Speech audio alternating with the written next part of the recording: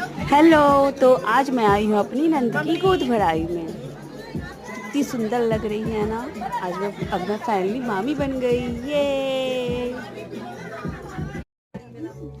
और ये है हमारी न्यू मॉम का ग्लो। कितनी सुंदर लग रही है ना।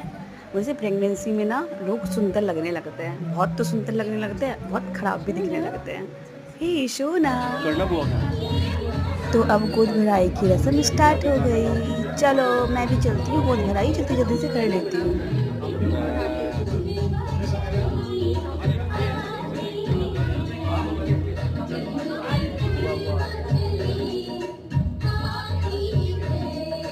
मुझे बताना तुमने क्या बोला। सोडा।